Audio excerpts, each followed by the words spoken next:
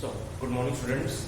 Today we are going to discuss the topic 2 of chapter number 1, that is the diversity and taxonomic categories and grades. But जो topic 2 है हमारा chapter 1 का living world का, वो है diversity and taxonomical categories and grades. सबसे पहले बेटा इस टॉपिक में हम समझेंगे मीनिंग इसका डाइवर्सिटी का, बायोडाइवर्सिटी का, क्लासिफिकेशन का और नीड ऑफ क्लासिफिकेशन। देखो बेटा आपने सुना होगा, एसएस वगैरह में पढ़ा होगा आपने कि इंडिया है secular country and we do have a lot of diversity in the country. हमारी कंट्री में क्या है, बहुत ज़्यादा डाइवर्सिटी है। जैसे कि आपने देखा होगा कि we have different type, different states, different languages, different newspaper, different languages, different newspaper, different culture. तो ये जो अलग अलग चीज प्रेजेंट है ना बेटा, एक ही है, कहते हैं ना diversity in unity, unity in diversity बोलते हैं ना लोग इसमें। तो ये वही है, डाइवर्सिटी मतलब क्या है, अलग अलग चीजें प्रेजेंट होना। तो ऐसे बेटा हम लिविंग ऑर्गेनिज्म की बात कर रहे हैं, अपनी पूरी बायोलॉजी की बात कर रहे हैं, ठीक है।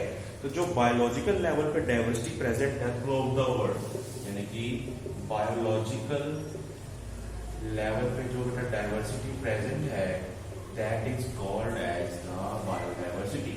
यहाँ से बेटा आपको डाइवर्सिटी और बायोडाइवर्सिटी का मीनिंग क्लियर हो गया, ठीक है। इसके बाद बेटा ये समझो कि देखो ये जो बहुत सारा डाइवर्सिटी है हमारे present throughout the world, ठीक है। This throughout the world diversity which is present across the world, ठीक है, दैट मस्ट बी और that must be studied through a way. हर चीज को स्टडी करना चाहिए, हर चीज को पढ़ने का तरीका है, that must be studied through out the way, ठीक है। तो उसको बेटा स्टडी करने के लिए पूरी डाइवर्सिटी को, ठीक है, उसको नेम देना जरूरी है, उसको क्लासिफाई करना जरूरी है, ठीक है। क्लासिफाई मतलब क्या है, उसको कैटेगराइज करना जरूरी है, ठीक है। ये जिराफ है तो एनिमल में आएगा, ये एलिफेंट है तो एनिमल में आएगा, ठीक है। तो एनिमल्स की भी क्या है, अलग अलग कैटेगरी है, ठीक है। तो नेक्स्ट टॉपिक आता है बेटा हमारा क्लासिफिकेशन, यानी कि the whole diversity must be studied through nomenclature, यानी कि उसको नेम दिया जाता है तो nomenclature, and then we must classify और असाइन सम कैटेगरी, उसके कोई कैटेगरी बनाए या उसे क्लासिफाई करें, and that process is called as classification. इसके बाद बेटा ये क्वेश्चन आता है नेक्स्ट 1 मार्क्स में, 2 मार्क्स में, what is the need of classification. कि जो हम क्लासिफाई कर रहे हैं अपनी बायोडाइवर्सिटी को, उसकी नीड क्या है, उसकी जरूरत क्या है हमारी क्लासिफिकेशन करने की। तो बेटा क्लासिफिकेशन करने की जरूरत हमें ये है कि जो अगर हम क्लासिफाई नहीं करेंगे बेटा अपनी उसको नीड्स को, ठीक है, यानी कि अपनी बायोडाइवर्सिटी को, तो there is a need of classification so that we can adapt to have a different knowledge. हमें क्या है, स्पीसीज से नई नॉलेज मिलेगी, ठीक है। जो न्यू एडेप्टेशन में स्पीसीज फॉर्म हुई है उसके बारे में पता चलेगा। इसके बाद बेटा हमें फाइलोजेनेटिक रिलेशनशिप के बारे में पता चलेगा। फाइलोजेनेटिक रिलेशनशिप क्या होता है बेटा, फाइलोजेनेटिक मतलब ये है, जैसे कहते हैं ना कि चिंपैंजी है या बंदर है, ये हमसे क्या है 3000 साल या 30,000 साल दूर है, कितने मिलियन ईयर्स का डिफरेंस है इन स्पीशीज का इवॉल्व होने में, ठीक है। तो फाइलोजेनेटिक रिलेशनशिप ये बताता है कि how much a species is evolved और different from the previous species. तो हमारा बेटा फाइलोजेनेटिक रिलेशनशिप ये बताता है कि मान लो जैसे हम मंकी से बंदरों से इवॉल्व हुए हैं, तो मंकी और ह्यूमंस के बीच में कितने नंबर ऑफ ईयर्स का डिफरेंस है। तो ये फाइलोजेनेटिक रिलेशनशिप ये बताएगा कि कितने ईयर्स का डिफरेंस है मंकी और ह्यूमन बीच के बीच में। इसके बाद आता बेटा क्या, डिस्कवरी ऑफ न्यू ऑर्गेनिज्म। कोई भी न्यू ऑर्गेनिज्म की डिस्कवरी करनी है तो वो भी हमें किससे पता चलेगा, क्लासिफिकेशन से। यानी कि कोई अगर ऑर्गेनिज्म नया डिस्कवर हुआ है तो क्लासिफाई करने बैठेंगे तो पता चलेगा वो किसी कैटेगरी में फिट ही नहीं हो रहा, ठीक है। तो उसके लिए कैटेगरी सर्च करनी पड़ेगी हमें कि वो कौन सी कैटेगरी में कहाँ पे जाकर के फिट होगा हमारा ऑर्गेनिज्म। इसके बाद नेक्स्ट टॉपिक आता है हमारा 3 डोमेन्स ऑफ लाइफ, ठीक है। इसी टॉपिक में हमारा नेक्स्ट टॉपिक है बेटा 3 डोमेन्स ऑफ लाइफ। डोमेन का मतलब क्या है, जो हमारी लाइफ जो हम बायोडाइवर्सिटी पढ़ रहे हैं उसको हमने 3 डोमेन्स में डिस्टिंग्विश कर दिया। पहला डोमेन है बेटा आर्किया, ARCHA, आर्किया, ठीक है। इस आर्किया डोमेन में हमने क्या कैटेगराइज किया बेटा, इस डोमेन में हमने तो क्या है प्रोकैरियोटिक ऑर्गेनिज्म कैटेगराइज किए जिनका RNA क्या है 16S RNA है। तो बहुत ही बेटा ट्रेडिशनल और ओल्ड मॉडल के ऑर्गेनिजम्स हैं ये, ठीक है। इसके बाद नेक्स्ट आता है बेटा कैटेगरी हमारे बैक्टीरिया, ठीक है। आर्किया से एडवांस मॉडल है हमारा बैक्टीरिया का। बैक्टीरिया हमारे आर्किया में भी आते हैं लेकिन वो क्या है बहुत ही ट्रेडिशनल है, उनके फीचर्स क्या है बहुत ही कम है, ऑर्गेनल्स क्या है सेल ऑर्गेनल्स बहुत ही कम है। तो जो बैक्टीरिया कैटेगरी नेक्स्ट आई बेटा, इसमें भी प्रोकैरियोट्स ही आते हैं, और लेकिन एक स्पेशल कैरेक्टरिस्टिक्स है 70s टाइप के राइबोसोम में पाए जाते हैं हमारे बैक्टीरिया में। थर्ड कैटेगरी है हमारी यूकैरिया।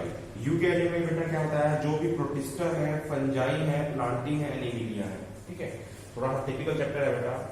एनिमिलिया का मतलब क्या है बेटा, एनिमल्स। प्लांटी का मतलब क्या है, प्लांट्स। फंजाई की नोट वेरिएबल, फंजाई क्या है, कैटेगरी है जिसमें फंगस वगैरह ये स्पीशीज पाई जाती है, ठीक है।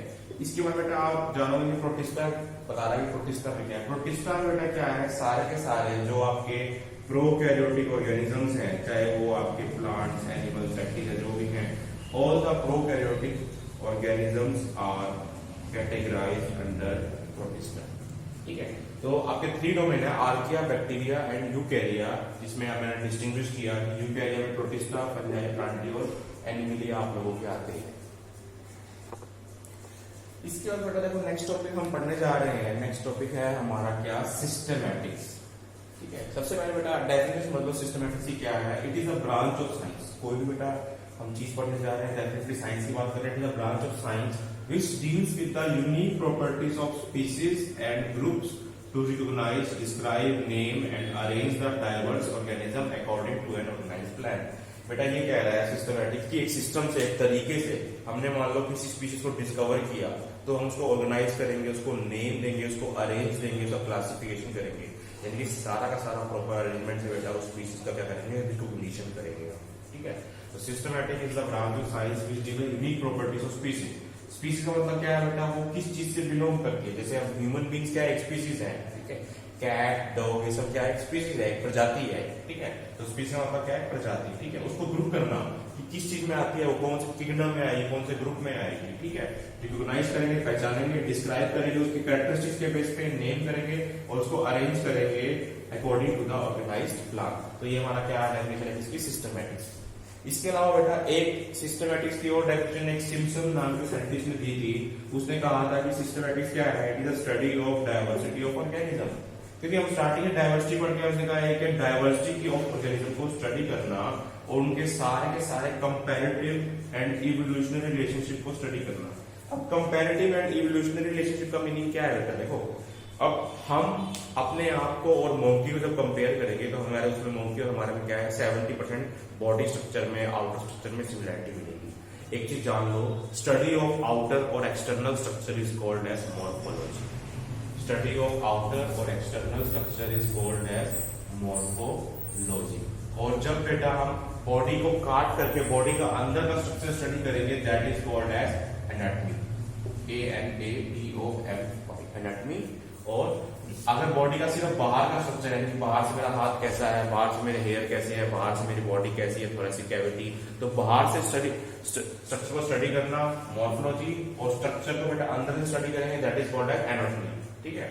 तो सिम्पसन ने यही डिफाइन किया कि बेटा कि कंपैरेटिव एंड इवोल्यूशनरी रिलेशनशिप, जैसे बेटा आपको मंकी और ह्यूमन बीइंग एग्जांपल दिया कि कितने लिंक्ड है इवोल्यूशनरी, उसको हम कंपेयर करेंगे based on the comparatively anatomy. Anatomy का मीनिंग क्लियर कर दिया मैंने। कंपैरेटिव एनाटॉमी मतलब क्या है कि दो बॉडी को काटने के बाद बेटा अंदर से चेक करेंगे इसका हार्ट, उसके लंग्स, उसके बॉडी पार्ट्स कितने सिमिलर है, कंपैरेटिवली एनाटॉमी होगी।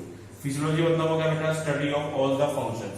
जैसे फंक्शन ह्यूमन बीइंग में हो रहे हैं, हार्ट से बेटा ब्लड सर्कुलेशन हो रहा है, लंग्स से सांस ले रहे हैं, ठीक है, ये सारे फंक्शंस दूसरे ऑर्गेनिज्म में सिमिलर है क्या, नहीं है। तो आप देखोगे बेटा कुत्ते, बिल्ली, जो भी हमारे आसपास ऑर्गेनिज्म है उसकी और हमारे फंक्शन क्या है, काफी सिमिलर है। तो वो किसमें आता है, फिजियोलॉजी में आता है। Study of all the functions taking place in the body is called as physiology. फिर बायोकेमिस्ट्री बेटा सिंपल है, बायोकेमिस्ट्री मतलब all the molecular reaction, biomolecular reaction taking at the chemistry level, जो भी हमारे मॉलिक्यूल प्रेजेंट है बॉडी में, उनकी बॉडी में, ठीक है। इकोलॉजी क्या होगा बेटा, इन्वायरमेंट से लिंक होगा इकोलॉजी, कि हम इन्वायरमेंट में किस लेवल पे पार्टिसिपेशन कर रहे हैं, किस लेवल पे इंटरेक्शन कर रहे हैं।